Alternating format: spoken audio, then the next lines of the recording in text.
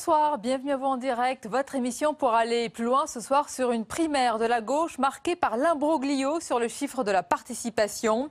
Et au-delà de ce cafouillage, c'est un choc frontal entre Benoît Hamon et Manuel Valls. Deux visions de la société et du travail dont nous allons débattre avec de nombreux invités en notre compagnie. Et pendant ce temps, c'est une aubaine pour Emmanuel Macron. Ses équipes se réjouissent d'une participation en demi-teinte et d'un rassemblement incertain à l'issue du second tour de la primaire. Alors est-ce pour autant un boulevard pour l'ancien ministre? Sur ce thème, le match des idées opposera tout à l'heure Jean-Paul Delevoye, ancien président du Conseil économique, social et environnemental, à Erwan Lenohan, consultant et professeur à Sciences Po. Enfin, l'entretien, mon invité est journaliste, réalisateur. Il connaît bien la gauche et depuis longtemps. Serge Moiti nous livrera son regard sur cette primaire et les conséquences sur le Parti socialiste. Il est aussi l'auteur de ce livre, Juifs de France, pourquoi partir, chez Stock, dont nous parlerons tout à l'heure. Voilà donc pour le programme. Merci de nous suivre. Vos réactions et questions avec le hashtag OVPL. Et avant d'accueillir mes premiers invités, tout de suite le tour d'horizon de l'actualité du jour.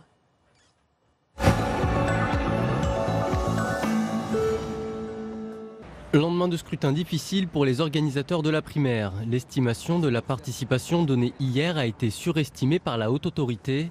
Elle affirmait frôler la barre des 2 millions, l'objectif affiché par le PS. Ce soir, un nouveau décompte recense près d'1 600 000 votants, un chiffre qui ne remet pas en cause les scores des candidats, mais les deux finalistes se sont agacés de ces cafouillages qui jettent une ombre sur la primaire de la belle Alliance populaire. À droite. Ça signifie quoi surtout cette primaire, au-delà de la mauvaise organisation? Une claque pour Valls, parce que incontestablement l'ancien Premier ministre n'arrive que second. La prime à tous les contestataires, si vous faites le total Hamon-Montebourg, vous êtes presque à 55%.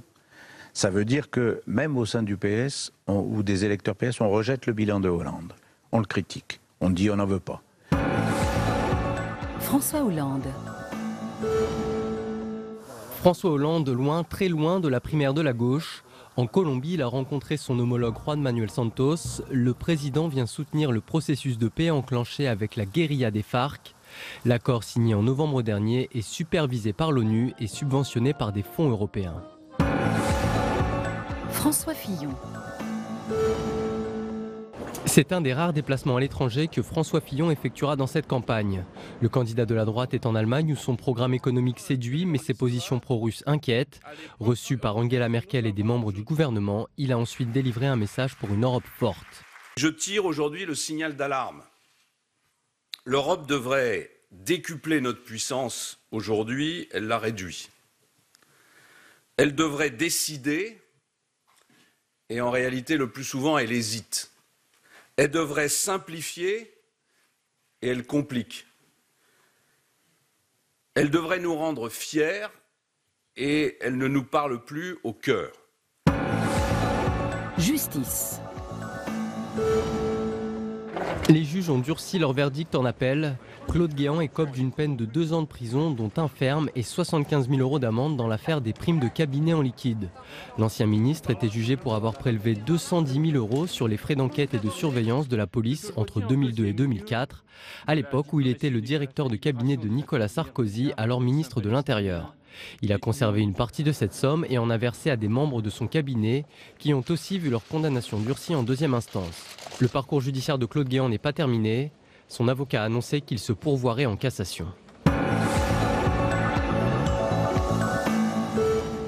Et dans l'actualité, un duel à couteau tiré et deux visions de la société du travail. L'opposition entre Benoît Hamon et Manuel Valls est frontale, franche, une opposition qui va profondément structurer le Parti socialiste. On va en parler avec nos invités ce soir.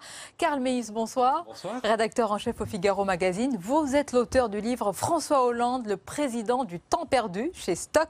Avec nous également et à vos côtés, Fanny Guinochet, bonsoir. Bonsoir. Journaliste en charge des questions politiques et économiques à l'opinion. Avec nous, Bruno Dive, bonsoir. Bonsoir. Éditorialiste à Sud-Ouest. À vos côtés, Laurent Geoffrin, bonsoir. Bonsoir. Directeur de Libération. Et madame, messieurs, avant d'entrer dans le vif de notre débat, je vous propose de faire un point sur les derniers ralliements dans cette primaire de la gauche avec Jérôme Rabier. Cette campagne des primaires aura vu passer Benoît Hamon du statut de frondeur à celui de favori du second tour. Et en arrivant clairement en tête, il engrange les soutiens, d'abord avec un Arnaud Montebourg clair et net hier soir. Dimanche prochain, je voterai Benoît Hamon et vous invite à faire de même. Aujourd'hui, c'est une autre figure du parti, Martine Aubry, qui lui apporte son soutien avec une vingtaine de personnalités politiques à travers un communiqué qui vise très clairement Manuel Valls. Nous voterons Benoît Hamon et nous appelons les électeurs de gauche à se mobiliser nombreux pour lui donner la force, demain, de rassembler les gauches que nous n'avons jamais crues irréconciliables. Un appui bienvenu pour un candidat en quête de crédibilité. Et quand on entend Manuel Valls se présenter comme le seul capable d'être une gauche de gouvernement, je crois que le soutien de Martine Aubry est un appui important pour Benoît Hamon. Vincent Payon appelle lui à amplifier la mobilisation sans afficher de préférence, suivi dans cette démarche par la maire de Paris Anne Hidalgo qui le soutenait au premier tour. François de Rugy a lui rencontré les candidats encore en lice et se prononcera sous peu, comme Jean-Luc Benamias. Manuel Valls, distancé au premier tour, peut seulement compter sur l'appui de Sylvia Pinel. Pour un candidat qui se rêvait en rassembleur, pas encore de résignation, mais une tâche qui s'annonce très compliquée. Et avant d'évoquer ces ralliements, un point bien sur les derniers chiffres autour de ce premier tour. Une participation finalement à 1 million, vous le voyez, 597 720 votants sur 95% des bureaux de vote et des dynamiques des chiffres et évidemment un score qui ne change pas ou alors très très peu. Karl Meilhus, voilà pour les chiffres, mais il y a eu un embrouillamini sur cette participation incroyable, un moment de flottement qui a été très long et qui a imprimé tous les débats hier soir. Oui, c'est ça qu'on ne comprend pas parce qu'au fond, les scores ont été acquis assez tôt et ensuite ils n'ont quasiment pas bougé de la soirée alors que le nombre de participants, lui, était grandissant et on est arrivé dans cette situation un peu ubuesque de ce matin où on avait 300 000 électeurs de plus qu'à minuit et demi, mais les scores étaient totalement identiques. L'impression que ça donne, je ne sais pas si c'est la réalité, mais en tout cas l'impression que ça donne, c'est que on a l'impression que le dirigeant du Parti socialiste avait fixé une barre à 1,5 million, 2 millions de participants et qu'il ne fallait pas médiatiquement que cette barre soit plus basse. Et que ça a donné cet embrouillamini. Ce qui peut être grave, Bruno Dive, parce que je ne sais pas si vous étiez dans une édition spéciale, vous participiez à des éditions spéciales comme nous tous hier soir, mais ça a quand même orienté, oui, heureusement pour vous, ça a quand même orienté nos débats. J'ai écrit, il a bien fallu parler un peu de la participation, qui hier, bon finalement on se retrouve à peu près avec le chiffre qu'on avait donné hier dans nos journaux, en tout cas dans Sud-Ouest, c'est-à-dire autour d'1,6 million, c'est-à-dire un score qu'on peut considérer comme honorable, qui n'est pas mirobolant, mais qui est correct, qui effectivement correspond... Si tant est que ça soit vrai, pour si tant est que ça ne soit pas à nouveau démenti, bien sûr. Mais après, heureusement, on a écrit avant le moment de flottement, ce qui fait que finalement, on dit qu'il ne faut pas avoir raison trop tôt, mais il faut pas. Quelquefois, finalement, c'est pas mal. Tout ça donne, moi, je trouve, une impression d'amateurisme, surtout. Je ne crois pas que ça jette la suspicion sur le résultat de la primaire. Heureusement, d'une certaine manière, que les scores l'écart entre les différents scores était suffisamment large, parce que sinon, vous imaginez les contestations qu'il y aurait pu y avoir entre le deuxième et le troisième, par exemple. Bon, là, il n'y a pas photo, c'est le cas de le dire. Mais en tout cas, surtout après une primaire de droite qui s'était même très bien passée, on avait très peur d'avoir du mal à voir les résultats, ça s'était très bien passé. Et là, ça fait pas très sérieux, au minimum. Oui, même question, votre impression, c'est vrai que la primaire de la droite a été notre étalon. Le cafouillage est franchement ridicule. Alors, je fais une déduction, elle est peut-être hasardeuse, mais s'ils avaient voulu tricher vraiment, ils en auraient mis plus. Bah, dis donc, quelle déduction, quelle explication. Pourquoi tricher pour arriver à un score médiocre? Si on triche, autant arriver à un score honorable. Parce que justement, vous l'avez rappelé, ils avaient mis une barre, il fallait qu'il y ait au moins 1,5 million de votants. Ils avaient mis deux barres. Ils avaient une barre basse à 1,5 million, ils y sont presque. Et ils avaient mis la barre du succès à plus de 2 millions. Donc c'est pas un succès. De toute façon, ont voulu situer. De toute façon, c'est médiocre. dans cette fourchette-là. À trop tricher. Déjà, mais moi je pense quand même que, vu la culture du Parti Socialiste, on se souvient du congrès de Reims Ils sont fâchés avec les en chiffres. 2008, où il y avait eu des guerres, on était revenu sur les chiffres, des bureaux on avait bourré les urnes, etc. Le fait qu'il y ait ce tripatouillage, ce cafouillage, cet imbroglio, ça fait quand même pas sérieux et ça jette vraiment. Oui, non, mais ça jette vraiment. Forcément qu'ils ont triché. Mais ça jette vraiment le discrédit. Donc, surtout pour une élection, là, pour le dire, il faut le prouver. Oui, mais c'est pas un congrès là. En plus, c'est une élection présidentielle. Oui, non, encore une fois, on choisit. il y a un cafouillage, c'est évident. Laurent Geoffrin, s'il y a une triche, Benoît Hamon a dit lui-même que ça l'embêtait, venant quand même d'un grand parti et dans une primaire qui est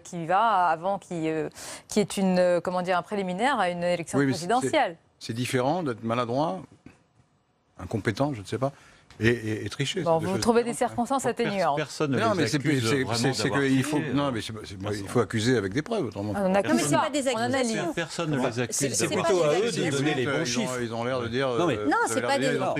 Parce que c'est à eux qu'incombe la preuve que leurs chiffres sont les bons. C'est eux qui fournissent la matière, c'est eux qui avaient. Bureau de vote par bureau de vote, d'ailleurs, c'est très simple. Puisque chaque électeur devait voter, devait payer 1 euro. Oui, mais je signale que Le Monde, cet après-midi, a essayé de demander, n'a pas eu les chiffres. Combien d'euros ils ont gagné, en fait, avec département par département, bureau de vote par bureau de vote. Y compris sur Libération, Laurent Geoffrin. Moi, j'ai suivi aussi tout cela sur votre site et vous étiez étonné, en tout cas vos journalistes, entre la différence.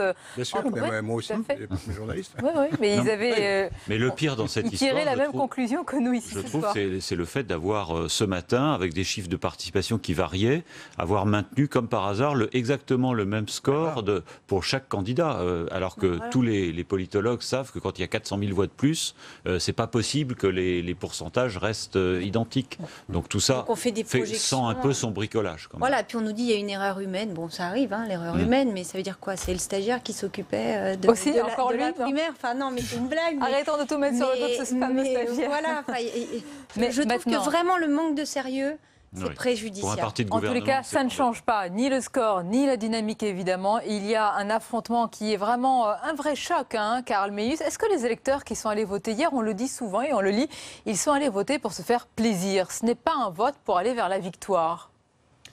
C'est-à-dire qu'on leur a tellement dit avec les sondages qu'il n'y avait aucune chance que ces candidats-là non seulement gagnent, mais même arrivent en 2e, 3e ou 4e position, parce qu'on leur promettait d'être 5e. Non, moi je crois quand même que les électeurs sont allés voter selon leurs convictions. La preuve en est qu'ils ont mis Benoît Hamon en tête. Or Benoît Hamon, c'est celui qui, quand la campagne a démarré, était 3e ou 4e dans les sondages, et qui a fait la plus grosse progression. Pourquoi? Parce qu'il est arrivé avec un programme, on est pour ou on est contre, mais très structuré. Et d'ailleurs qui correspondait très bien à ce qu'attendent les électeurs de gauche. Le revenu universel, la légalisation du cannabis, d'autres choses. À l'inverse, Manuel Valls et Arnaud Montebourg ont fait une mauvaise campagne parce qu'ils se sont trompés sur le sens de cette élection. Mais vous voyez, donc les gens sont quand même venus voter par conviction. Mais est-ce qu'il n'y a pas un point commun justement entre la primaire de la gauche et celle de la droite? Les électeurs de chaque camp ont mis en tête, Bruno Duve, vous l'avez dit vous-même, celui que personne ne voyait arriver. En fait. C'est ce qui est très frappant. Non seulement celui que personne n'avait vu venir, qui s'est déclaré candidat Benoît Hamon dans l'indifférence générale le 16 août, comme l'avait fait François Fillon il y a déjà 2 ou 3 ans. Mais surtout, le point commun entre les deux, c'est que les électeurs de droite et de gauche ont choisi, placé en tête, le candidat qui avait le programme, qui a le plus travaillé sur son programme, qui a le programme le plus structuré, le plus élaboré, qui correspond sans doute, en effet, le mieux au cœur, aux attentes du cœur de l'électorat, d'un côté de la droite, d'un côté de la gauche. C'est un programme, on est d'accord, on n'est pas d'accord, mais en tout cas, c'est autour de ce projet, finalement, que porte le débat. Alors après, et là va se poser la question du bien fondé des primaires pour les partis qui les organisent. Est-ce que c'est le programme qui permet le plus facilement de gagner les élections ? On n'en est pas tout. Bon, ça c'est un autre débat, on y reviendra peut-être, mais on n'en est pas tout à fait sûr. Et de toute évidence, tout ça fait le jeu d'un troisième larron qui, lui, n'est pas passé par les primaires et qui s'appelle Macron. Et dont on va parler. On va juste écouter, et je vous laisserai réagir, Fanny Guinochet et Laurent Geoffrin. Manuel Valls, ce soir aux 20h de TF1, il poursuit sur sa lancée offensif et combatif et il s'oppose comme le candidat du travail. En matière de travail, en matière de société du travail, ce que je propose, la société du travail, la valeur travail, je propose, moi, d'augmenter la fiche de paie.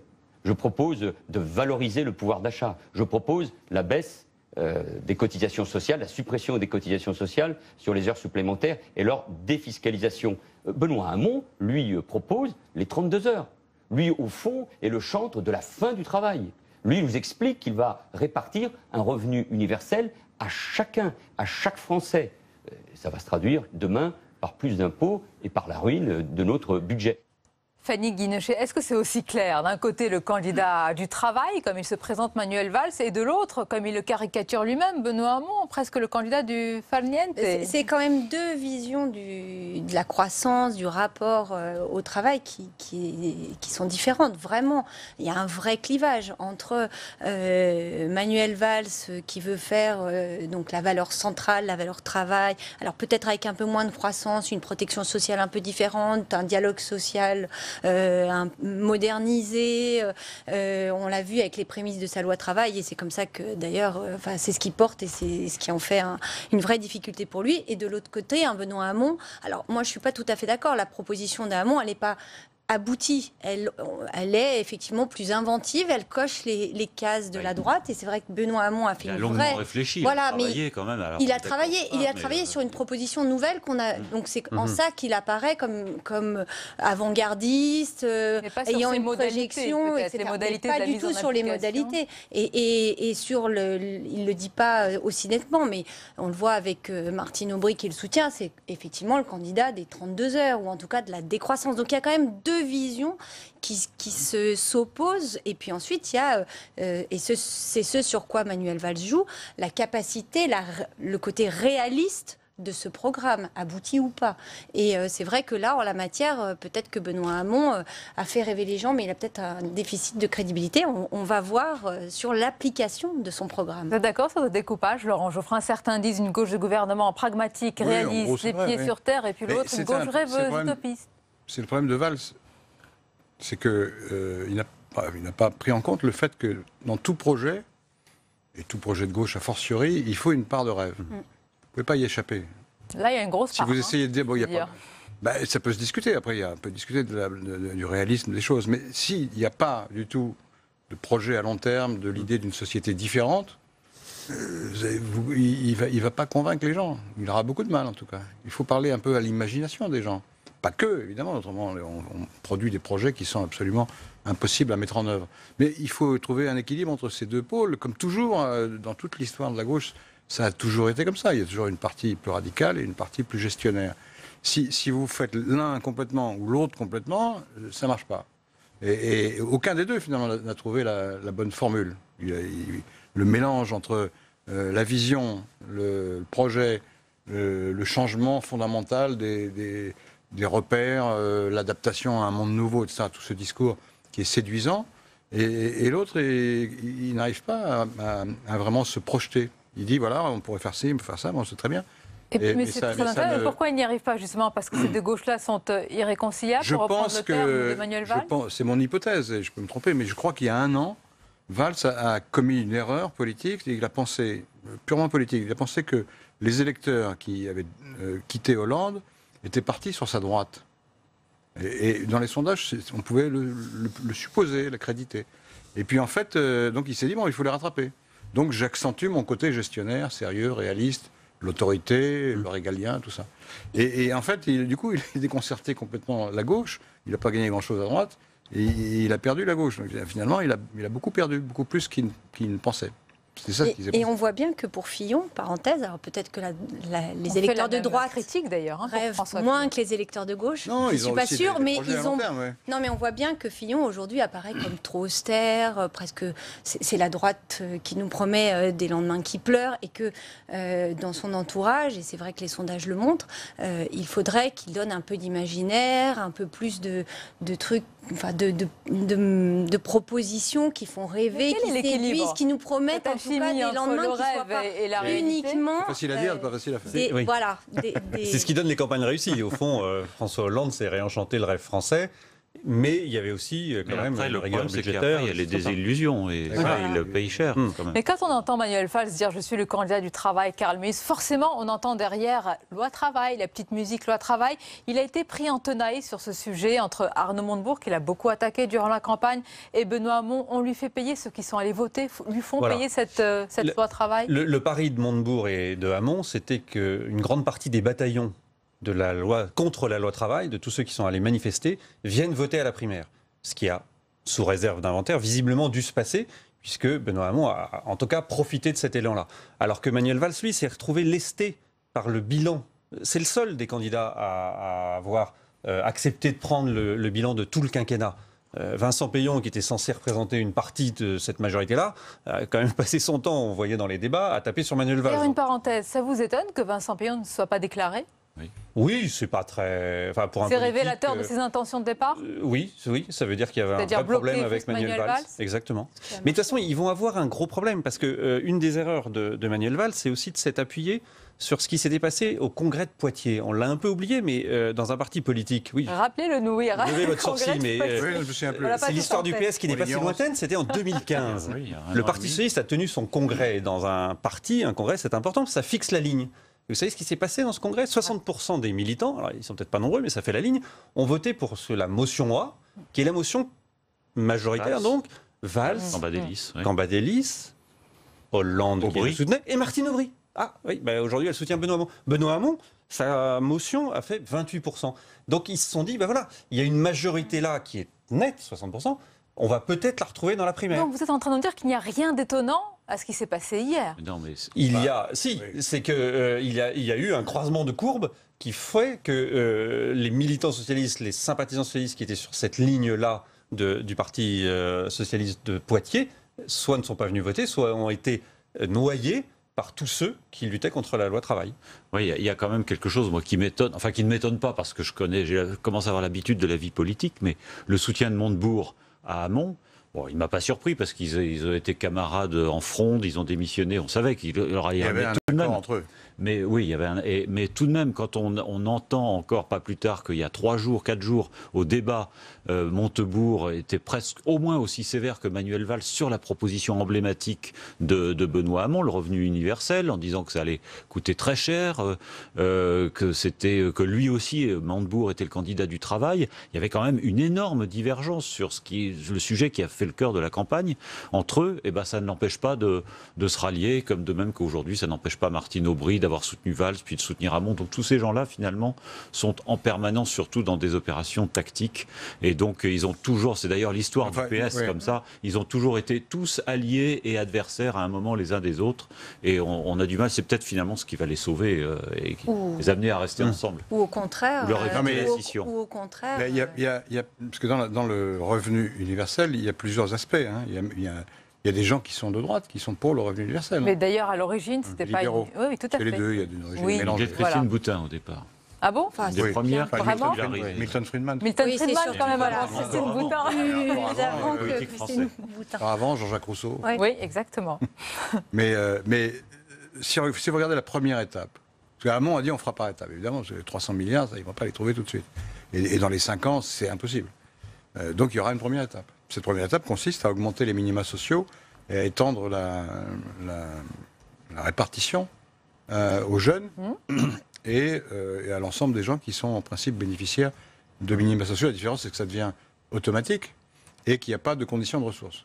Mais la proposition de Valls, elle consiste à unifier les minima sociaux, à les augmenter un peu et à mettre une condition de ressources.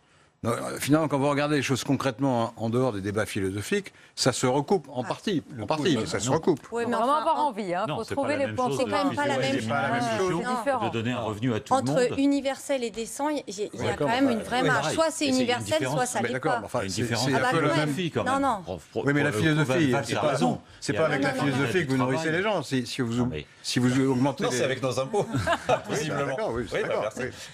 Mais non, mais je ne dis pas que c'est bien. J'explique qu'il y a... C'est que la ça se société de recoupe. l'assistanat et la société du travail, quand même. Alors C'est ça, je deux vous arrête tout de conceptions. suite. Je sais deux formules, mais... Oui, mais c'est une il y a formule. ça a été essayé. Mais Laurent Geoffrin, écoutez Manuel Le revenu Valls. universel a été essayé. Où En Californie. Très localement. Localement, mais enfin sur plusieurs milliers de personnes. Et- Laurent Geoffrin, quand on écoute Manuel Valls, il ne trouve pas beaucoup de points communs avec... Attendez, je vais terminer mon... Mais je vous en prie, mais vous répondrez ensuite à ma question quand même. Ça a été essayé. C'est pour ça que les gens qui disent c'est pas possible, c'est cher. À l'échelle d'un pays, ça n'a pas été essayé. À l'échelle d'un pays. Mais enfin, si vous le faites sur 4000 personnes, vous avez déjà... Non, mais on peut considérer que les expériences n'ont aucune importance, mais elles existent. Donc c'est embêtant. Et donc les résultats de ces expériences montrent que la désincitation au travail est très faible. Sur des petits échantillons. Oui, c'est plutôt mais ça, oui. la désincitation est très faible. Donc quand vous dites c'est l'assistanat, toutes les expériences qui ont été faites montrent le contraire. Il n'y a pas de chance. C'est un message terrible, c'est un message très, très Mais négatif. encore une fois, quand on le met en œuvre, il y a très peu de désincitation.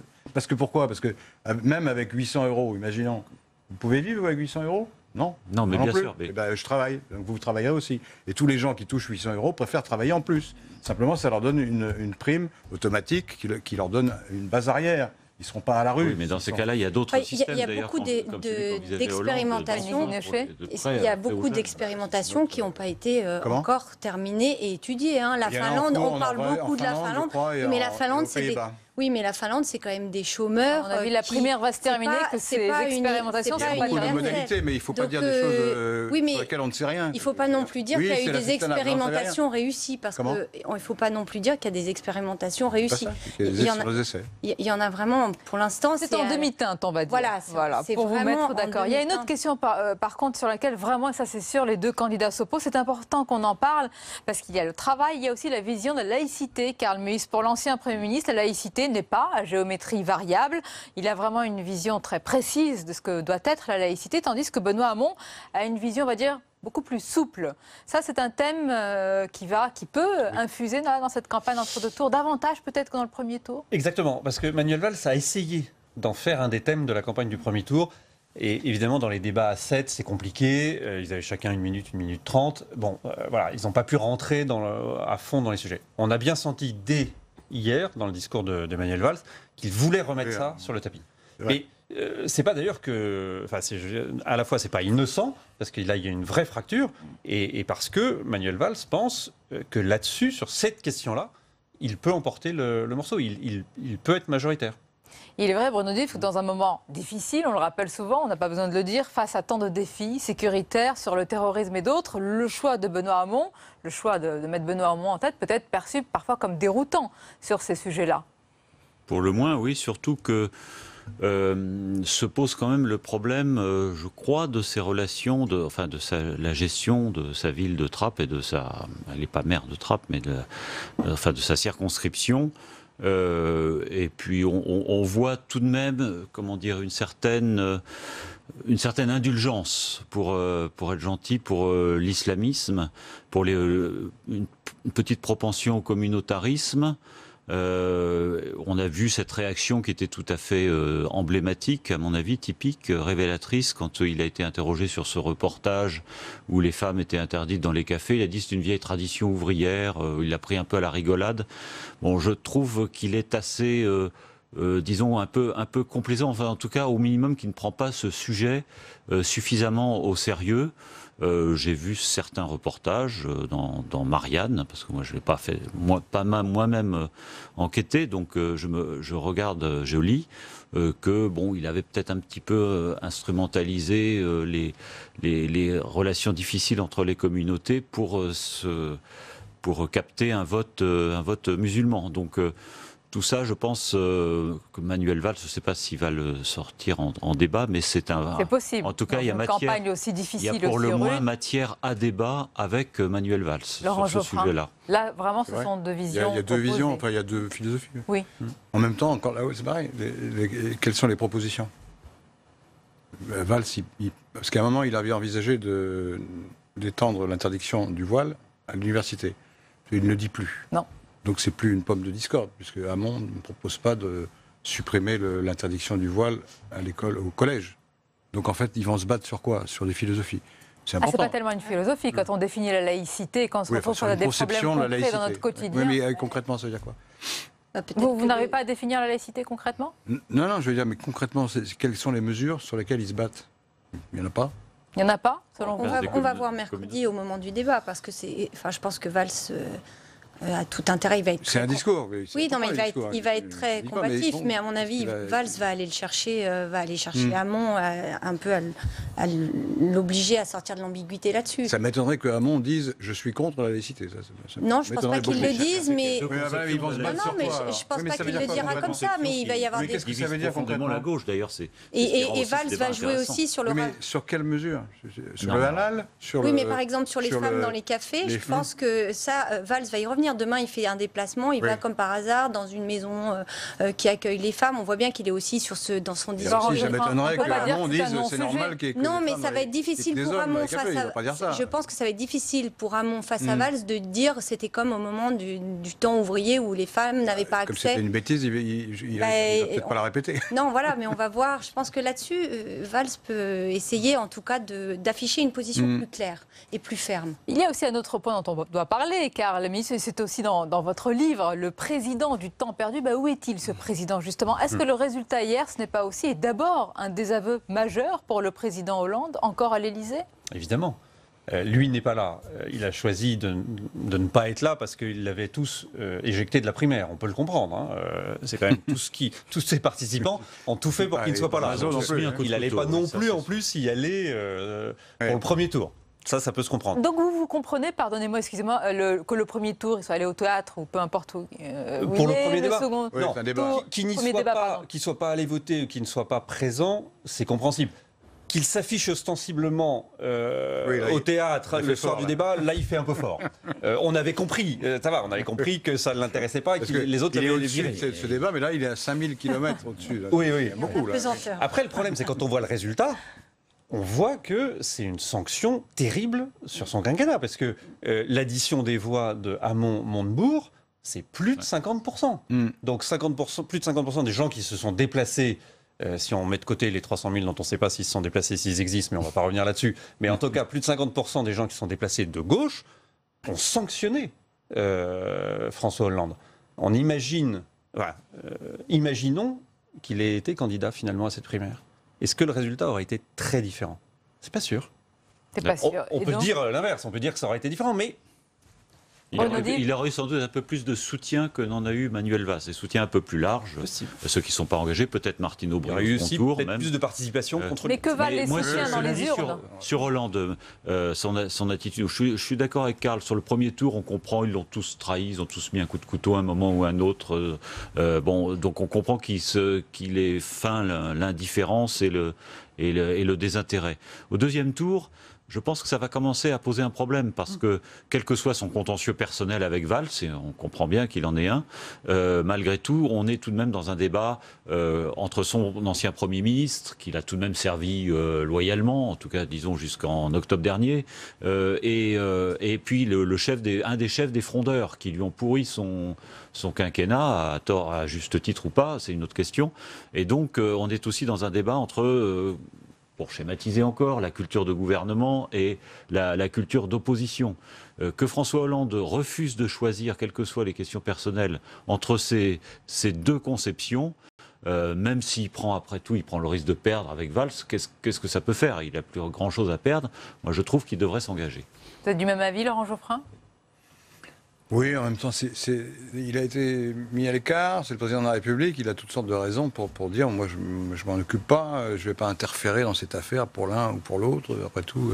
Puis il y a une autre hypothèse qui est plus vicieuse, c'est que peut-être qu'au fond, finalement, une fois la déception ravalée, la déception personnelle ravalée, il se dit peut-être que c'est Macron, finalement, qui correspond le mieux... D'autant plus que Macron ne l'attaque pas beaucoup. C'est ce que tout le monde pense, vous aussi. Qu'il y a une proximité, une amitié qui est restée malgré tout politique plus forte envers Emmanuel Macron. On sait aussi que ça peut être le baiser de la mort pour Emmanuel Macron d'ailleurs. Oui. Mais d'ailleurs, ça pourrait aussi être pour Valls si jamais Hollande, parce que le bilan est tellement décrié, que si Hollande prenait une position franche Alors effectivement, on pourrait penser que ce soit plutôt pour Valls, étant donné que Valls s'inscrit dans la lignée de la politique, mais c'est pas sûr que ça l'aide, voilà. Donc ça serait terrible finalement. Donc quelque part, est-ce qu'il rend pas service ? Il y a des coups à prendre dans cette affaire. Voilà. D'ailleurs, on a vu que la semaine dernière, Emmanuel Macron, qui était interrogé sur un éventuel soutien de François Hollande, n'avait pas l'air d'y tenir plus que ça. Et il y a encore un candidat dont nous n'avons pas parlé, c'est le candidat de la droite et du centre, François Fillon. Que pense-t-il de ce résultat ? On l'écoute. Écoutez, moi j'affronterai les adversaires qu'on me donnera. Voilà. Et donc, j'ai pas de jugement à porter sur le choix des électeurs de gauche. Ce que je constate simplement, c'est qu'il va y avoir 3 candidats de gauche. Il va y avoir Monsieur Mélenchon pour l'extrême gauche, Monsieur Macron qui au fond va porter la politique de François Hollande, puisque c'est le seul qui ne la rejette pas, et puis sans doute les frondeurs du Parti Socialiste. Il a raison, François Fillon. Il en a oublié un. En plus. Il a oublié Jadot, oui. Ah oui, oui. Enfin, il fait pas beaucoup. Non, mais vous avez raison, vous avez raison.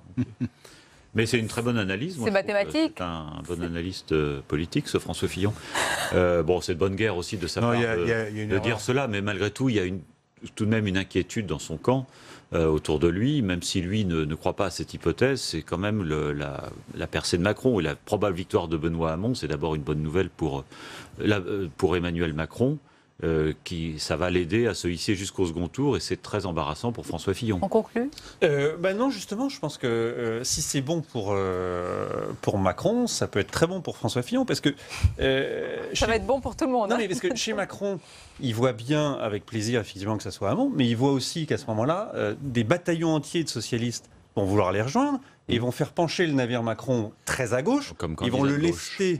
Oui. Et du coup, ça va libérer... Non, mais plus à gauche pour vous, ce qu'il est là, et ça va libérer pour François Fillon tout un espace, parce qu'il y a des gens de droite qui étaient prêts à voter pour Macron, quand ils vont voir Ségolène Royal soutenir Emmanuel Macron, quand ils vont voir d'autres députés soutenir Emmanuel Macron, ils vont se dire, non, attention, là, ça va plus.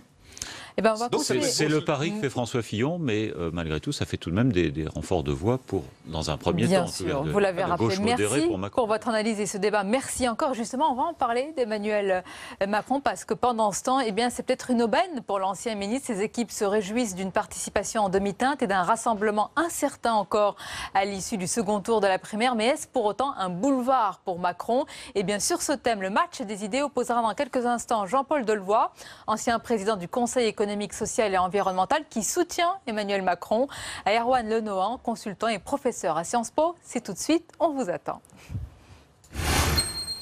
Qu'est-ce que c'est que ça? Une montre en or, mais tu vas la porter où? Michel, Janine, mais vous êtes complètement fous tous les deux. Vous foutez en l'air tous les efforts que je fais pour leur apprendre ce qu'est la richesse et la pauvreté. Il se peut que vous ayez été pauvre, mais vous ne l'êtes plus, vous êtes un bourgeois. Tu sais qu'il a refusé d'adhérer au mouvement de la paix. Il a dit que c'était une officine des Russes. Ça m'étonne pas, il a choisi de travailler pour l'Amérique et pour la guerre. Tu veux désespérer la classe ouvrière? C'est toi, Sartre? Toi qui sais d'où je viens, qui m'empêche de désespérer la classe ouvrière? Pour moi, tu es le premier homme. C'est drôle que tu dises ça. Premier homme. C'est le titre que je voudrais donner à mon prochain roman. Camus, samedi à 22h30 sur Public Sénat.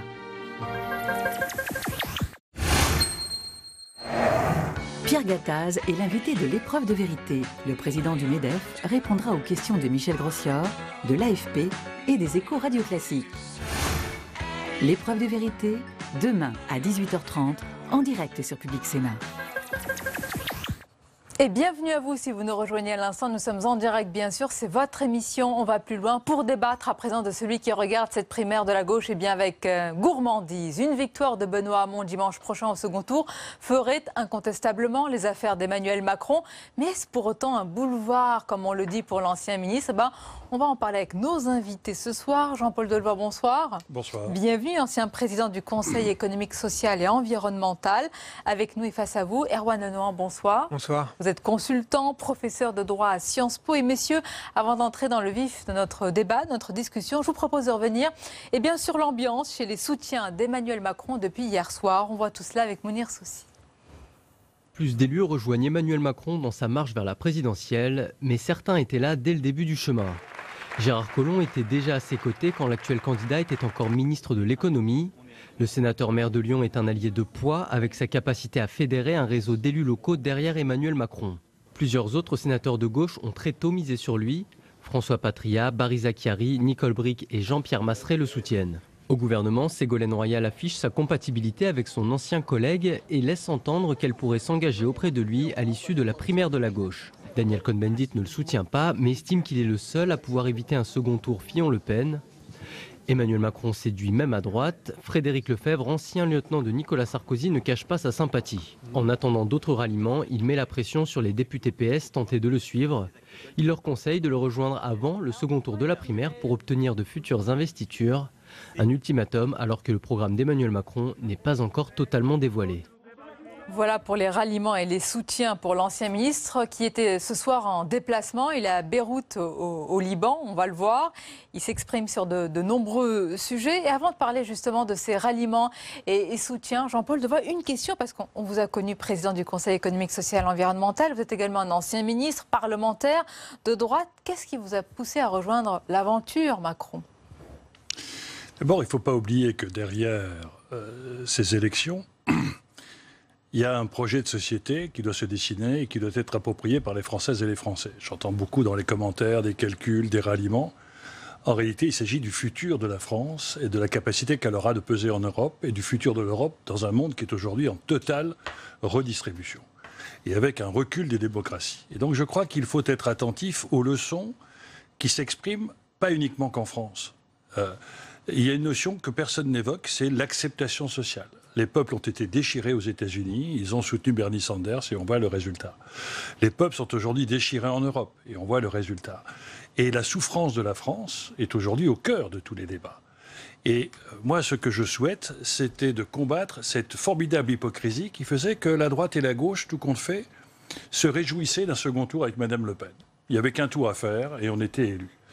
Et je ne cessais d'interpeller la droite et la gauche pour leur dire « Mais quelles sont les actions que vous allez mener pour que le second tour soit un second tour républicain entre un candidat de droite et un candidat de gauche ?» Et moi, le soutien que j'apporte, c'est d'espérer que ce second tour sera celui de M. Macron et celui de M. Fillon. Erwan Lenon, qu'est-ce que vous pensez de ce genre de soutien, de volonté, comme le dit Jean-Paul Delevoye, d'ailleurs éviter, selon lui, un second tour avec Marine Le Pen et surtout parler d'espoir et d'autres sujets qui touchent les Français? Non, mais je partage une partie de l'analyse, mais je pense qu'en même temps, elle est très révélatrice sur sa conclusion. Parce que ce que vous nous avez expliqué, c'est que vous souhaitiez un débat gauche-droite et c'est pour ça que vous allez soutenir Emmanuel Macron pour qu'il soit face à François Fillon. Et c'est là toute la force et la faiblesse de la candidature d'Emmanuel Macron. C'est qu'il va se retrouver, au final, comme étant le candidat de la gauche. Et alors, à partir de là, est-ce qu'il a l'opportunité de gagner l'élection présidentielle? On voit que la conjoncture est très bonne pour lui. Est-ce que j'ai tendance à croire que les phénomènes structurels lui sont assez défavorables, comme dans l'ensemble des pays occidentaux, les tendances fortes sont très défavorables aux sociodémocrates aujourd'hui. Et donc, à ce titre, s'il a cette percée aujourd'hui, en dépit de tout son talent, je ne suis pas convaincu que ça lui permette de gagner l'élection présidentielle. Alors, je me permettrai peut-être de corriger. Vous avez raison de rester dans cet aspect binaire. Ce qui est intéressant, c'est qu'on a toujours des analyses sur les dynamiques citoyennes aujourd'hui en marche avec des lunettes du passé. Moi, ce que je constate dans les primaires, c'était une clarification pour la droite, d'une droite qui affichait très clairement ses positions droitières, et d'une clarification pour la gauche qui était apparue, et je ne cessais de dénoncer cela, ce n'était pas une majorité de conviction, c'était une majorité de calcul pour gérer un pouvoir, alors qu'entre la gauche de Mélenchon et d'Hamon et la gauche de Valls, il y a vraiment deux gauches irréconciliables, ça a été évoqué par le Premier ministre. Et ce que je crois intéressant, c'est que les Françaises et les Français soit souhaitent l'affrontement, et on a vu des positions dans les primaires, dont on rappelle que le choix des primaires n'est pas forcément le choix des Français. Et qu'il fallait des positions très, très marquées. Et que nous allons voir enfin une offre politique qui verra émerger une gauche anti-européenne, une gauche un peu communiste, collectiviste, qui existe dans l'opinion. Une droite un peu droitière, extrêmement droitière, qui existe dans l'opinion. Et puis on va voir une volonté de rapprochement entre des gens de gauche qui doivent réhabiliter le capital et l'entreprise, et des gens de droite qui doivent réhabiliter un projet de société dans lequel la solidarité tient toute sa place. Et je crois que Emmanuel Macron a cette capacité de transcender ce clivage droite-gauche dans lequel on nous enferme avec la bipolarité des institutions, qui n'est plus de mise. Et je crois qu'aujourd'hui, c'est l'institution qui fausse l'offre politique.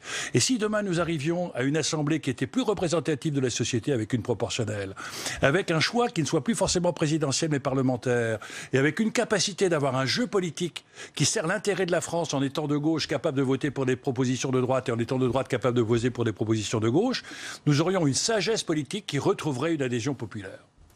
Oui, alors bon, j'entends bien, mais le fait est que je ne crois pas que dans les institutions telles qu'elles existent aujourd'hui, il soit possible de dépasser le clivage gauche-droite. Et d'ailleurs, c'est pour rien n'est impossible en politique. Certes, mais quand même, aujourd'hui, et même, j'allais dire, même quand vous interrogez les citoyens en France et dans les pays occidentaux, il y a certes ce désamour pour le clivage gauche-droite, il y a un désamour pour les élites politiques, on le voit bien, une colère très forte, et en même temps, au moment de voter, en France comme ailleurs, quand l'électeur met son bulletin dans l'urne, il sait s'il vote pour quelqu'un de gauche ou s'il vote pour quelqu'un de droite. Et de fait, le candidat centriste se retrouve en général le cocu du vote, parce que c'est celui qui se fait battre au final. Parce que aujourd'hui, quand même, dans les tendances fortes qu'on a, pour y revenir à ce que je disais tout à l'heure, ces tendances fortes, c'est en Grande-Bretagne, en Allemagne, en Italie, aux Pays-Bas, dans quelques semaines, aux États-Unis la semaine dernière, ce n'est pas du tout favorable ni au centre ni à la gauche. Et le problème d'Emmanuel Macron, c'est que pour remonter, pour parvenir jusqu'au stade où il pourrait devenir président de la République, il va falloir qu'il clarifie un certain nombre d'ambiguïtés qu'il a aujourd'hui. Et dans ces ambiguïtés, il y a « je suis ni de gauche ni de droite », mais en réalité, on voit bien progressivement que il va s'appuyer sur des personnalités politiques qui sont de gauche, il va s'appuyer sur des parlementaires qui sont de gauche, il va donc se retrouver comme étant le candidat de la gauche. Et je crois que c'est l'un des intervenants dans l'émission juste avant qui le disait. Comment va-t-il parvenir à être le candidat centriste, ni gauche ni droite, ce qui d'ailleurs est quand même un petit peu populiste, tout en étant soutenu par, disons, tout le PS, sauf la frange de Benoît Hamon, qui, on l'a vu, représente 450 000 personnes. Et il va se retrouver là, dans un moment où il va y avoir, je pense, un hiatus politique très fort, et un besoin de clarification qui, de fait, va refaire réapparaître le clivage gauche-droite. Je prolonge juste ce que dit Erwan Lenon, pardonnez-moi, et un peu plus personnel, peut-être une réponse plus personnelle, Jean-Paul Delevoye. Qu'est-ce qu'il y a de commun entre vous, je le rappelle, ancien ministre, ancien parlementaire de droite, malgré tout, c'est votre colonne vertébrale, je pense que vous ne la reniez pas. Gaulliste. Gaulliste, de droite. Gaulliste social. Non, attendez. Non, mais RPR, me semble-t-il, avant.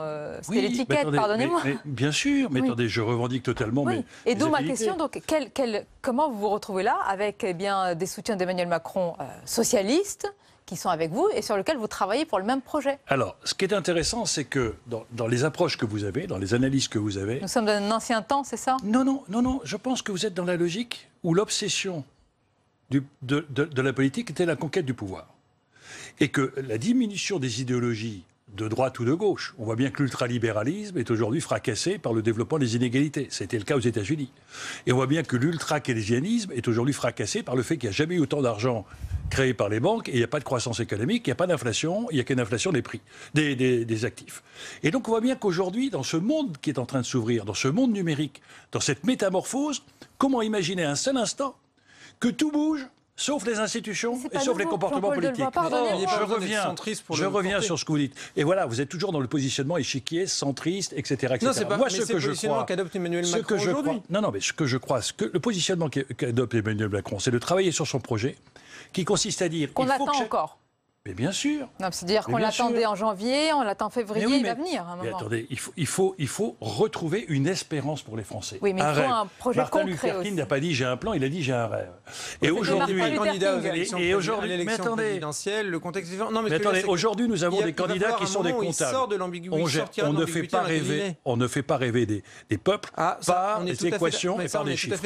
Et aujourd'hui les politiques passent leur temps. C'est pas parce que François Fillon est faible de ce point de vue-là que Emmanuel Macron est fort. À apaiser les bourses et les marchés et pas à apaiser les peuples. Et aujourd'hui, la colère des peuples est en train d'interpeller l'offre politique. Mais... Non, c'est pas caricatural. Regardez, on est obsédé par la pression des marchés, par l'évolution des courbes, et y compris en trichant sur les courbes. On ne fait pas rêver les peuples. Vous avez l'impression qu'avec la dépense publique française, la dette française, on est obsédé aujourd'hui par la pression des marchés en France. Regardez la bipolarité française. C'est que, Quand on est de droite, on considère l'investissement social comme un coût.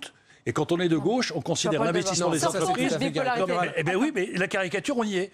On y est par l'offre de M. Hamon et l'offre de M. Mélenchon. C'est respectable, c'est le droit, mais les Français gèrent les conséquences et non pas les objectifs. Et quand vous avez quelqu'un qui est en train de dire comment réconcilier la France des entrepreneurs, qui doit absolument investir dans le numérique... Ce sont des mots, Jean-Paul Delevoye. Mais ce n'est pas des mots, ça va se traduire par un projet. Très bien. Ben évidemment.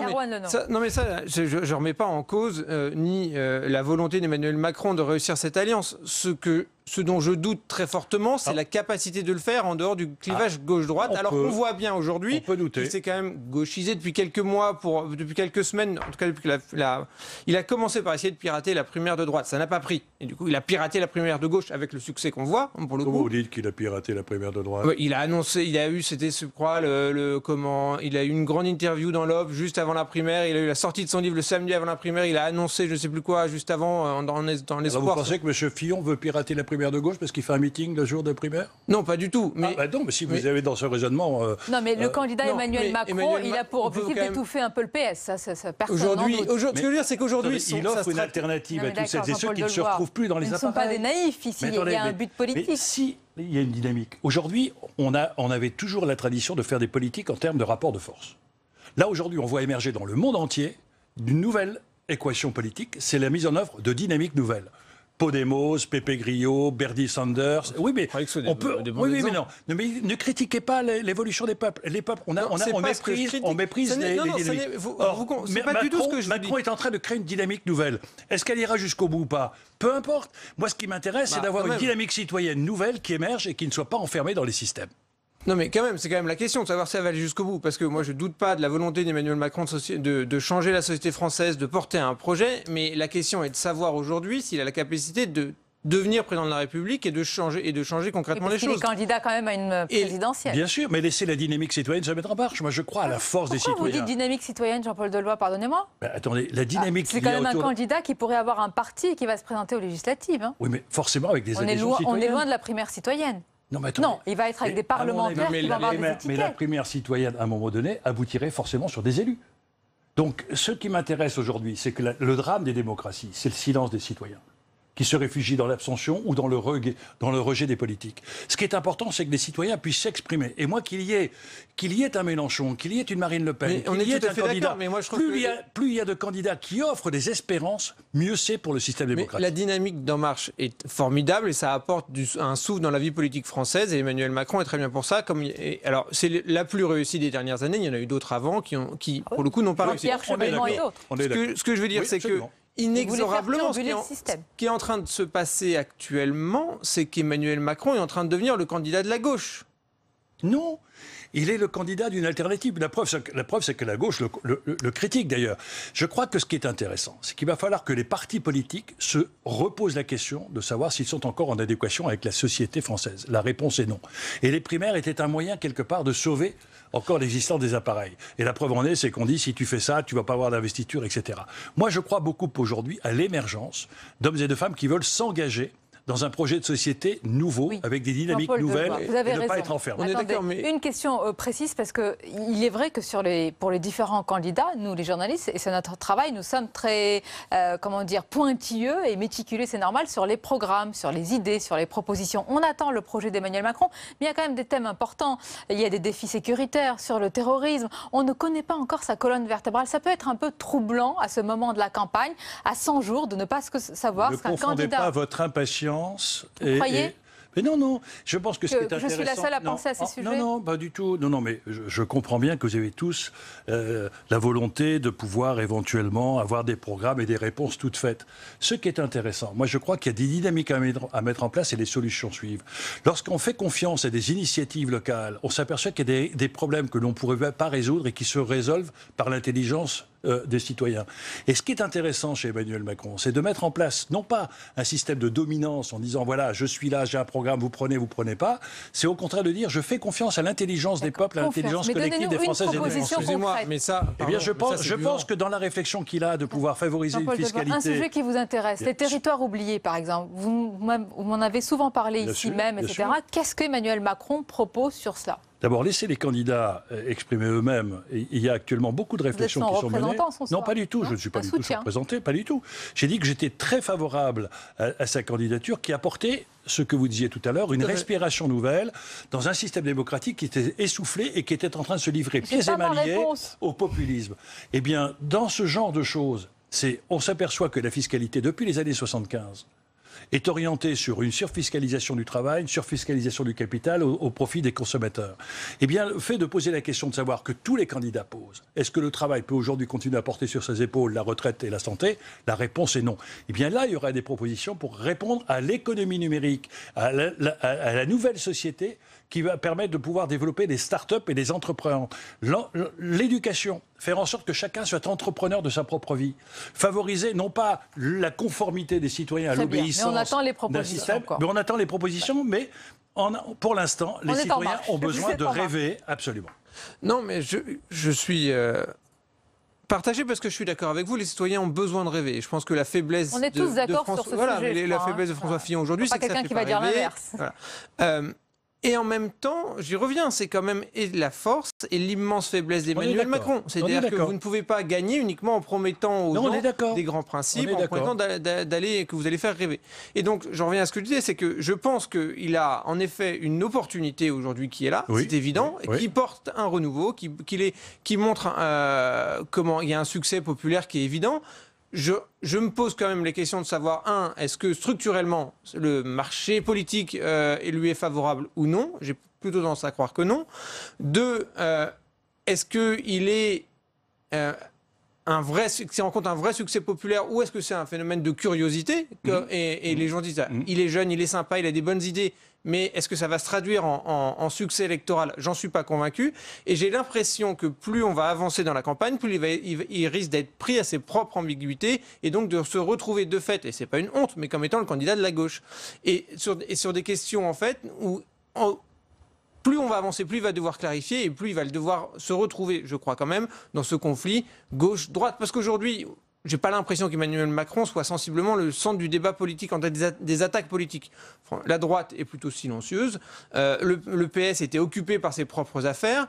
Là, la campagne va vraiment commencer. Et à partir du moment où le second tour de la primaire de la belle alliance populaire sera passé. Et à partir de là, on va entrer dans le vif du sujet. Et je ne suis pas convaincu que le positionnement d'Emmanuel Macron pourra durer. Peut-être que je me trompe complètement. Peut-être que je me trompe complètement, mais j'ai quand même quelques doutes. Alors c'est intéressant parce qu'en réalité, ce dont les Français ne veulent plus, c'est cet aller-retour qui fait que lorsque quelqu'un est élu, parce qu'il n'est pas dans le même camp, il détricote. Regardez aujourd'hui l'aller-retour sur la défiscalisation des heures supplémentaires, l'aller-retour sur la TVA sociale. C'est absolument fascinant. Or, pour une fois qu'on a un candidat qui dira, attendez, moi je vais rassembler... avec François Hollande. Je vais rassembler... Emmanuel Macron, il ne va rien toucher donc au quinquennat de François Hollande. Attendez, j'ai pas dit ça. J'ai dit, les Français ne veulent plus ce débat politique qui consiste à dire je suis d'accord pour débattre avec vous à condition que vous ayez la même carte. Le débat n'est pas un combat. Vous nous opposez les Français, on ne peut rien dire. Mais non, mais je ne vous oppose pas les Français vous-même. Vous êtes excédés par le jeu politique. Vous êtes excédés par le jeu politicien. Parce qu'on sait quand on fait venir...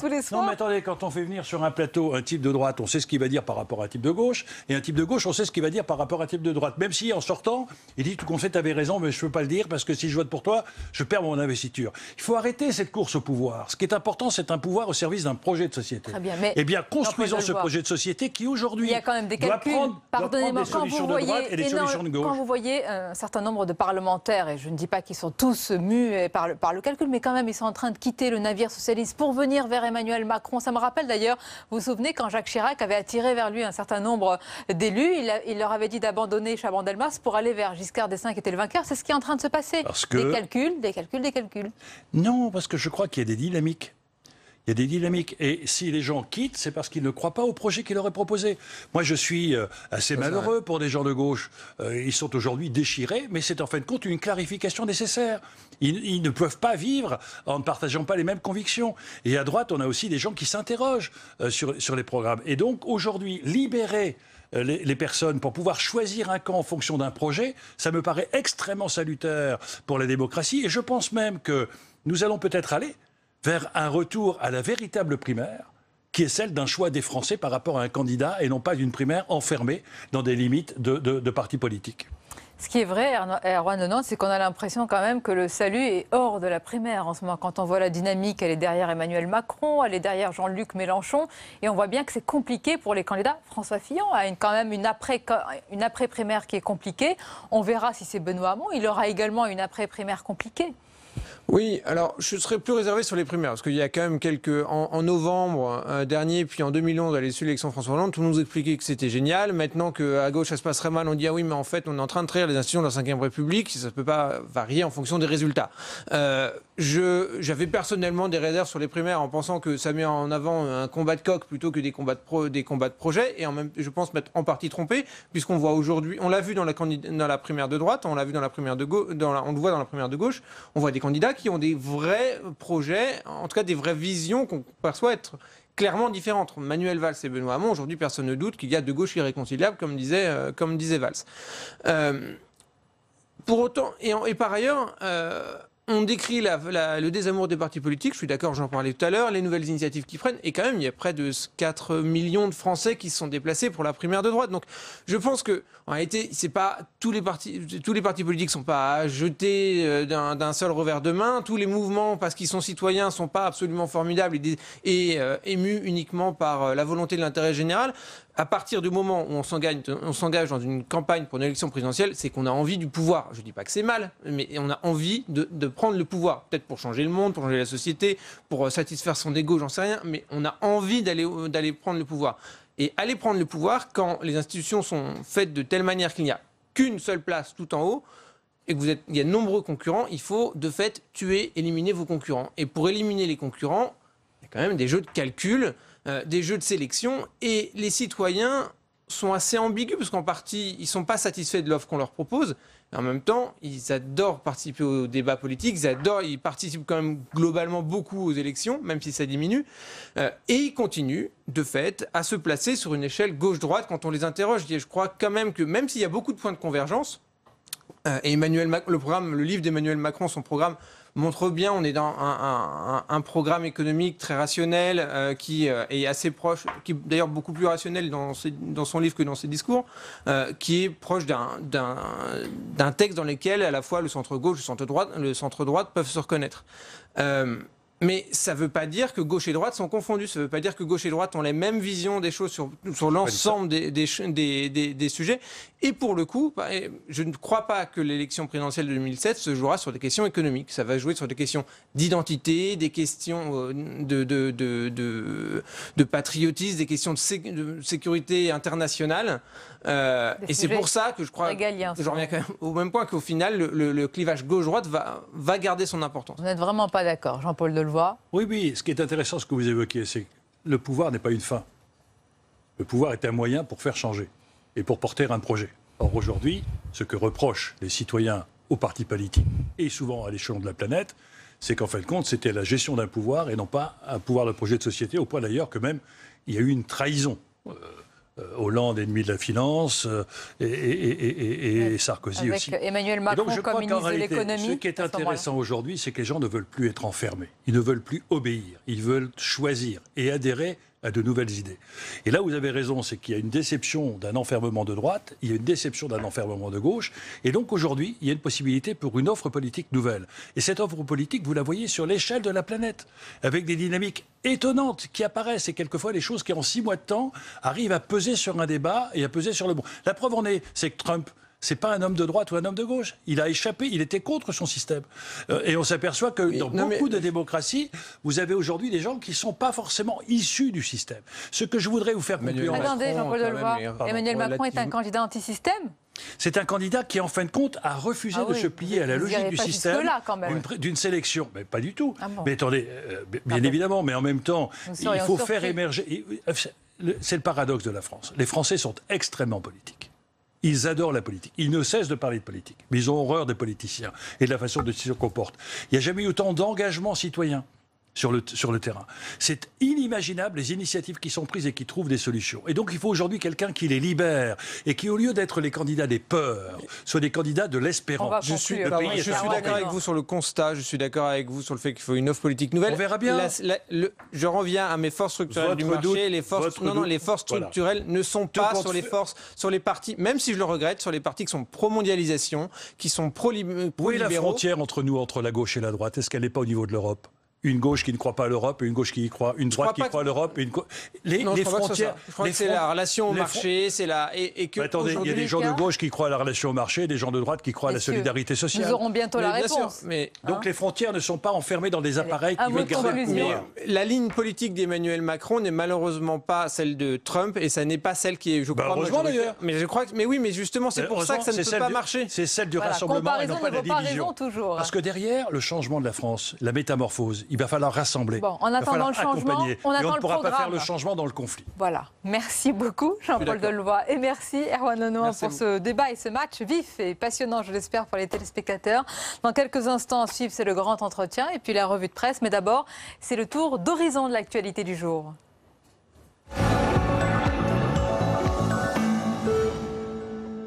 Lendemain de scrutin difficile pour les organisateurs de la primaire. L'estimation de la participation donnée hier a été surestimée par la haute autorité.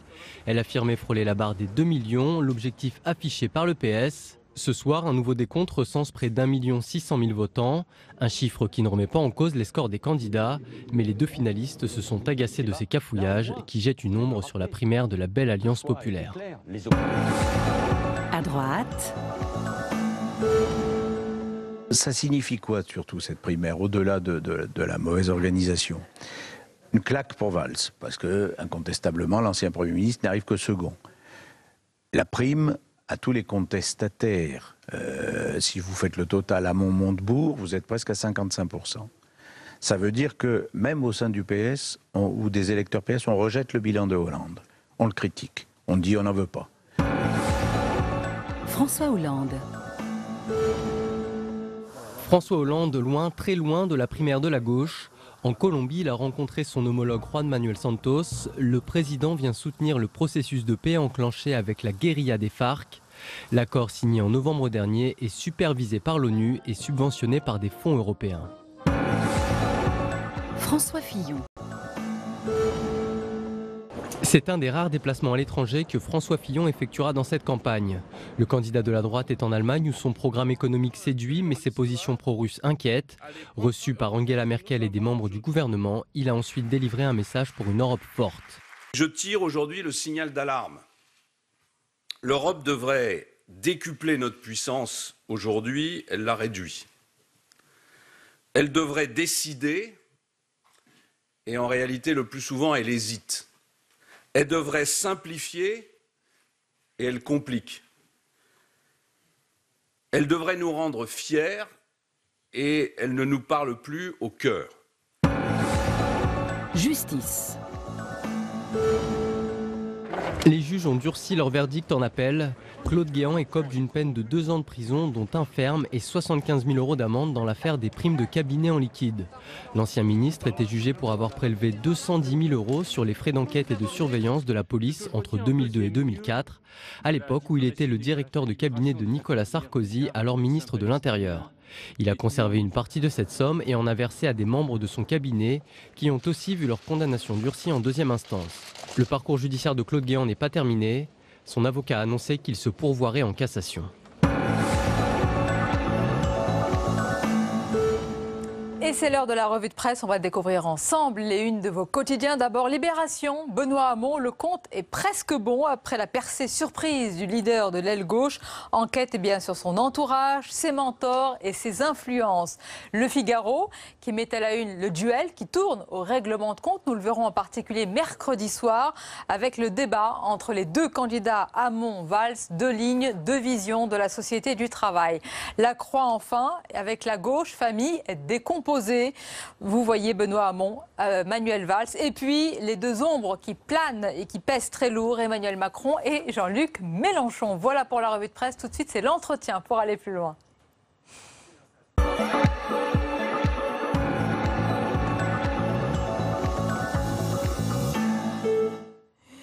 Mon invité ce soir est journaliste, réalisateur, écrivain. Il connaît bien la gauche et depuis longtemps. Il l'a vu de l'intérieur. Il est aussi l'auteur de ce livre, Juifs de France, pourquoi partir?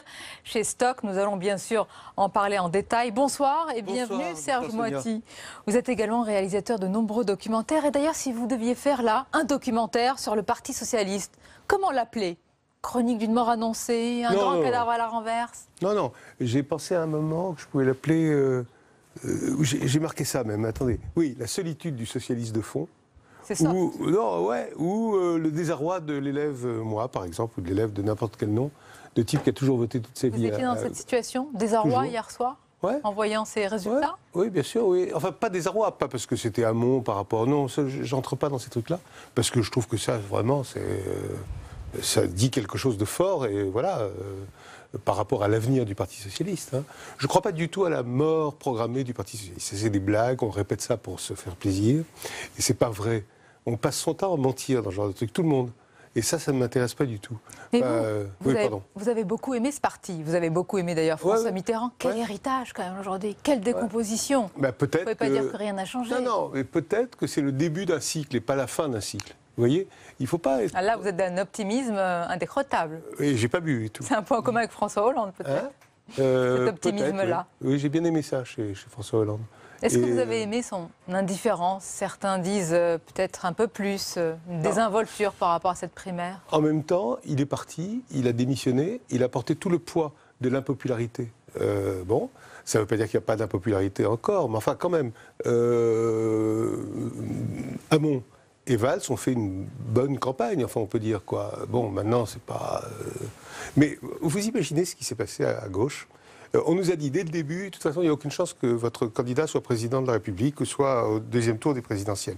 Ce qui est quand même pas marrant. Il n'y avait pas d'enjeu comme la primaire de droite, tous contre Sarko, hein, il faut bouter Sarko hors du truc. Là, il n'y avait pas d'enjeu, c'était genre, de toute façon, faites ce que vous voulez, le socialiste sera 5e, dans le meilleur des cas. Mais la faute à qui, Serge Moiti? L'héritage de qui? De quel quinquennat? Non, mais d'accord. Mais c'est pas uniquement Hollande, c'est plein de gens. Et lui, il a couvert tout ça, il a été avec tout ça, il a défendu tout ça, Le problème, je crois, hein, mais ça, j'en sais rien, c'est peut-être une question... Merci beaucoup. C'est peut-être une question de mots, vous voyez? C'est-à-dire que le truc, le social-libéral, le socialisme, etc., enfin, vous voyez, le socialisme radical, c'est que ça n'a pas été nommé. Ça n'a pas été nommé. Vous voyez ce que je veux dire? Totalement. Il y a des mots, il y a des actes. Il y a des mots, il y a des actes. On a appelé un tournant, et Exactement. Une partie de la gauche l'a senti durement dans sa chair et même dans ce qu'elle se représente, de ce qu'est la gauche. Elle a besoin de, en ce moment, enfin, je crois, enfin, d'utopie, de force, enfin, pas d'utopie, mais de mesures fortes, enfin, vous voyez. Pour ces classes moyennes. Votre choix, je ne vais pas vous le faire dire, ce serait entre les deux finalement, puisqu'il faut de l'espoir et du pragmatisme. Oui, mais elle n'existe pas, cette gauche, elle n'est pas présente. La gauche a une habitude redoutable, mais belle en même temps, c'est de faire des synthèses. Je n'aime pas la violence, moi, nulle part, ni en politique, ni dans la vie comme ça. Mais à faire trop de synthèses, on arrive à un flou total, non? On arrive aussi à la victoire. Parfois. Oui. On verra. Donc voilà, écoutez, je le pense. Venons-en à votre livre, Juifs de France, pourquoi partir? Peut-être faut-il préciser en préambule, Serge Moiti, que vous êtes un juif laïque qui se tient, je crois, assez loin de la religion. Oui, tout en étant croyant. Oui, bien sûr. Mais, enfin, je dis bien sûr, oui, je suis croyant. Mais je n'ai pas été élevé dans la religion, comme on dit. Je ne connais pas de prière, je connais rien. Enfin, je n'ai jamais fait de fête, ou aussi des copains m'invitent parfois. Mais voilà, bon. Mais ça ne m'empêche pas. Vous avez un regard distancié, c'est important un regard très chaleureux, mais pas pas comme un type qui irait genre faire des Shabbats, ou le samedi à la synagogue, ou je sais pas quoi, ou Kippour, ou les grandes fêtes juives, non.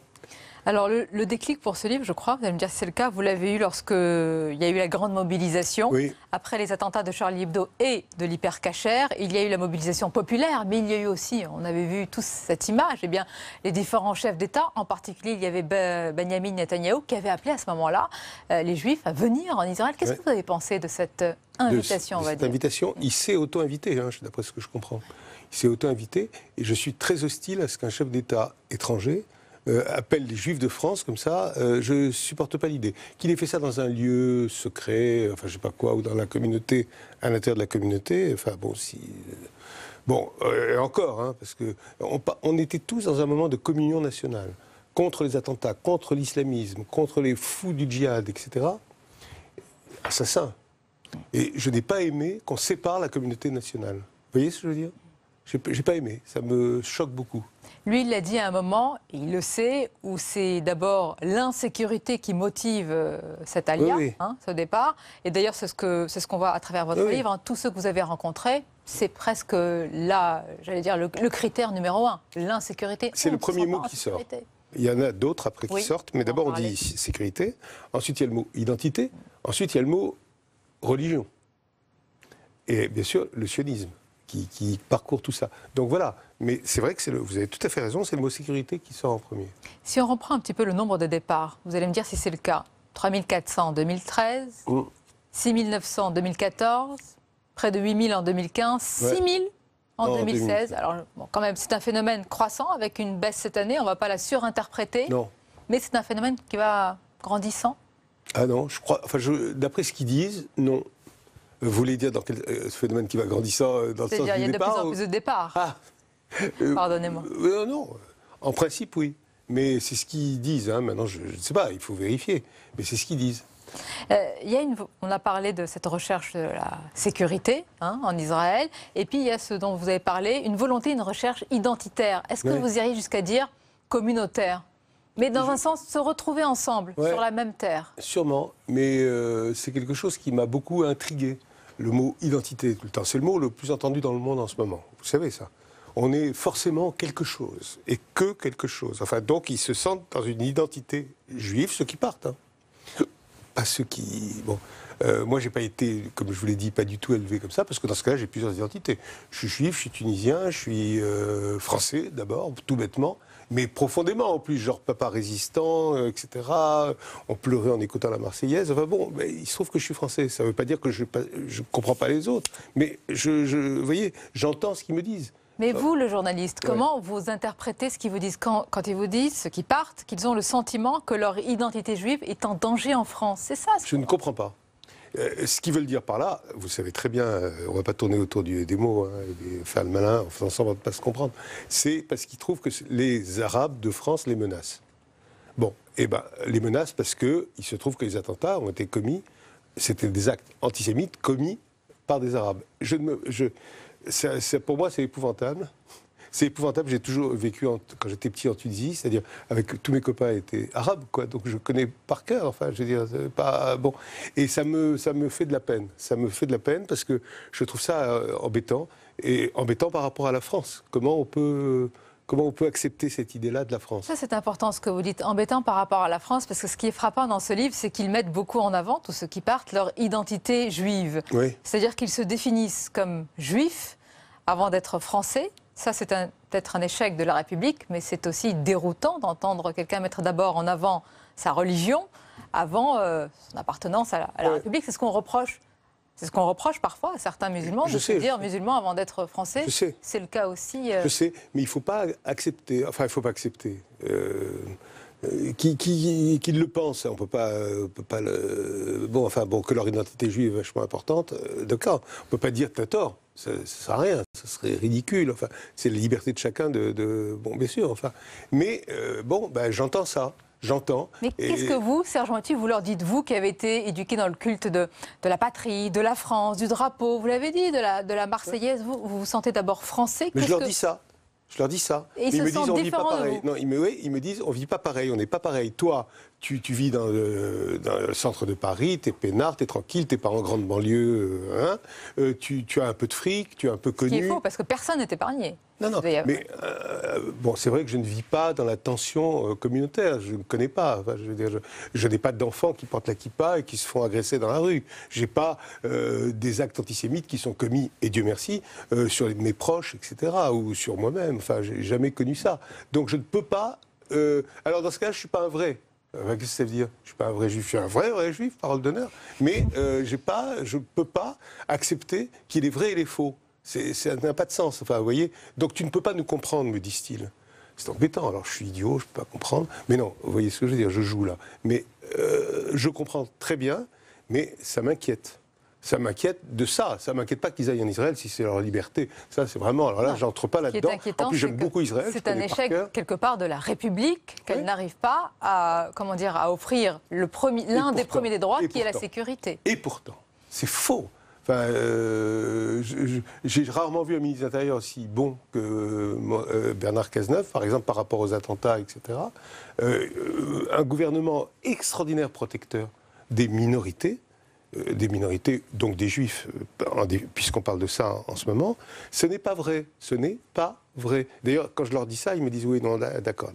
Et toutes les écoles juives protégées. Enfin, c'est pas vrai. Enfin, je veux dire, c'est intéressant. Vous parlez de gouvernement. Oui. Quand vous revenez, vous allez en Israël, vous qui êtes de gauche, on peut le dire, dans une société plutôt à droite. On peut le dire aussi là-bas. Est-ce que vous ressentez, ce que certains décrivent d'ailleurs, une forme de repli, peut-être que vous dénoncez vous-même, un repli d'un gouvernement qui serait à droite, voire très à droite? Oui, bien sûr.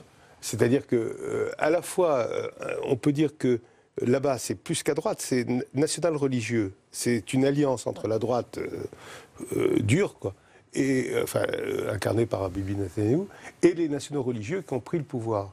Donc, qui ont pris le pouvoir, qui ont fait une alliance avec Netanyahou. Donc c'est embêtant. C'est embêtant. Moi, je trouve ça inquiétant par rapport à l'Israël que j'ai connu, qui était celle de Shimon Peres ou celle de Rabin, etc., qui cherchait la paix avec les voisins palestiniens, qui cherchait à faire un pays laïque. Il y avait une sorte de Yalta en Israël. Vous savez, aux religieux, le calendrier, quoi, hein, de la mort de la naissance, à la mort. Et par contre, la politique, c'était l'affaire des laïcs.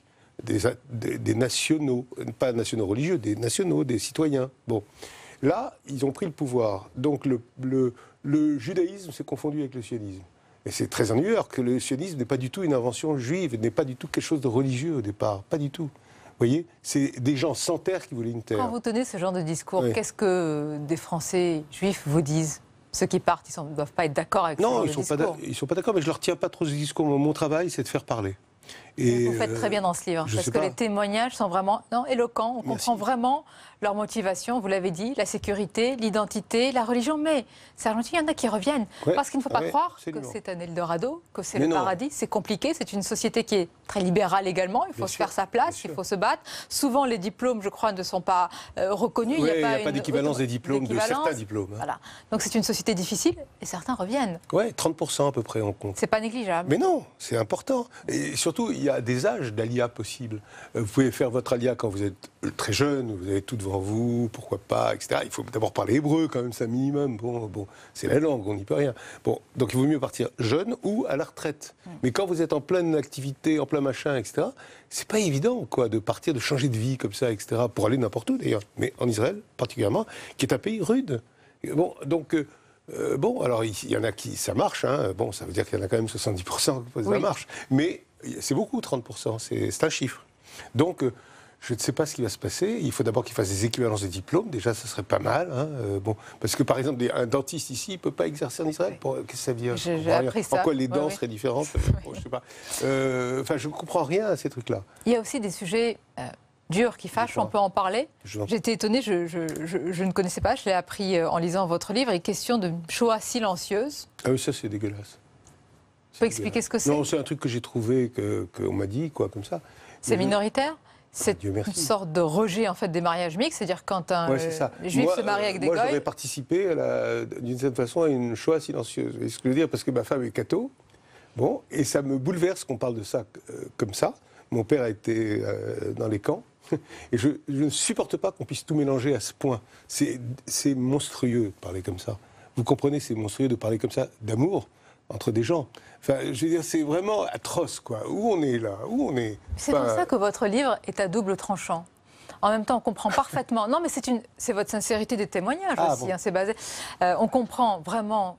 qu'on soit motivé par le besoin de sécurité pour ses enfants, pour ses proches. Donc on part dans une société où on se dit Israël va davantage nous protéger. On est majoritaire. Malgré les tirs de roquettes, malgré un contexte géopolitique terrible, on se sent en sécurité. Il y a l'aspect religieux. Et puis il y a parfois des réactions un peu irrationnelles. Une forme de radicalité, on va dire. Oui, mais il ne faut pas l'accepter. Il faut combattre. Il ne faut pas l'accepter. Moi, mais heureusement, j'ai des copains israéliens qui combattent ça. Comme j'ai des copains tunisiens qui combattent l'islamisme. J'allais vous demander comment va votre pays de naissance. La Tunisie, oui. Elle s'en sort bien, c'est la seule démocratie du monde arabe.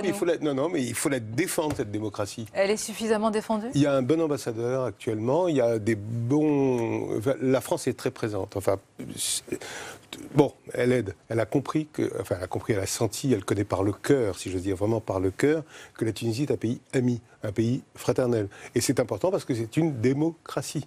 Donc c'est capital pour l'Europe d'avoir une démocratie qui ne soit pas un de ces pays submergés par les terrorismes. Vous voulez dire que nos destins sont liés entre les deux rives de la Méditerranée? Il faut davantage peut-être le dire. Dites-le, je vous en prie. C'est vous qui le dites. Je pose des questions. Mais c'est évident, enfin, quoi, c'est la moindre des choses, quoi. C'est un pays frère, quoi. Enfin, c'est là, la Tunisie, c'est tout près. Regardez Nice, tac, vous avez des jumelles presque, vous voyez, ou Rome, ou je sais pas quoi. En tous les cas, merci d'avoir été notre invité, Serge Moiti, juif de France. Pourquoi partir chez Stock?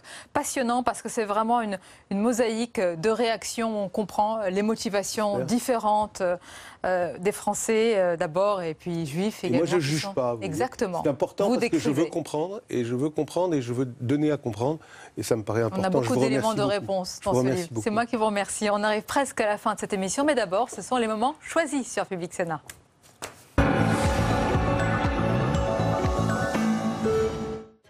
En 1995, Benoît Hamon soutient sans faille son candidat, Lionel Jospin. Il a tenu à ce que de vrais jeunes, non pas quelques apparatchiks ou députés qui ont 31 ou 32 ans, soient auprès de lui, de vrais jeunes qui partagent les mêmes conditions d'existence que ceux à qui il s'est adressé ce soir. Le MJS comme tremplin. 2 ans plus tard, le fils d'ouvrier breton entre en campagne dans le Morbihan pour les législatives. Plus jeune candidat du PS, il frône à peine la trentaine. Si Benoît Hamon a fait un bon score, c'est qu'il incarne à la fois le rassemblement, le renouveau et la fidélité aux valeurs de la gauche. Pourquoi il peut rassembler Benoît Hamon? D'abord parce que sa ligne politique a toujours été celle-là. Benoît Hamon a toujours défendu, depuis son plus jeune âge, si je puis dire, une ligne politique de rassemblement des forces de gauche et des écologistes. Il peut réouvrir les portes que quelque part Manuel Valls, qui est le tenant des deux gauches irréconciliables, et le président de la République dans son action, avait trop souvent fermé avec nos partenaires.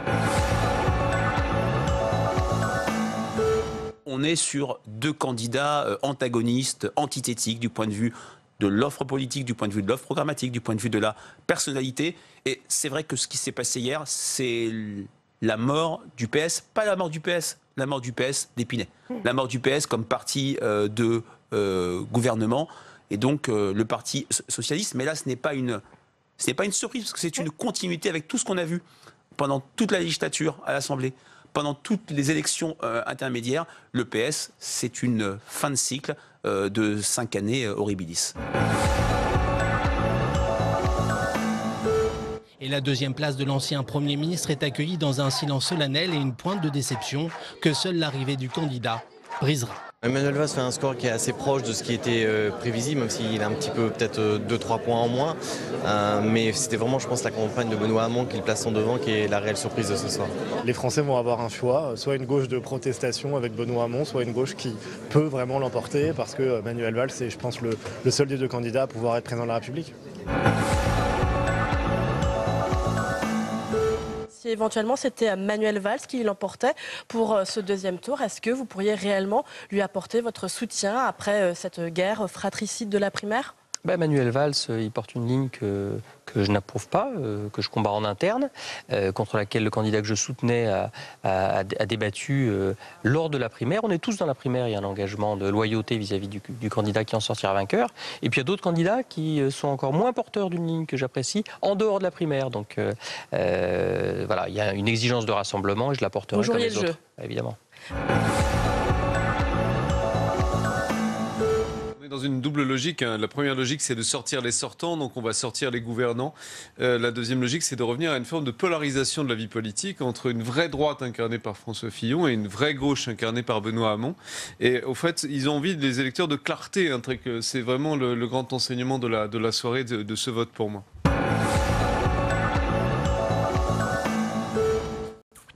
Et on arrive à la fin de cette émission. Merci encore de votre fidélité. On se retrouve bien sûr demain avec plaisir. Avant cela, à partir de 8h, c'est votre rendez-vous matinal Territoire d'info. Belle fin de soirée en notre compagnie.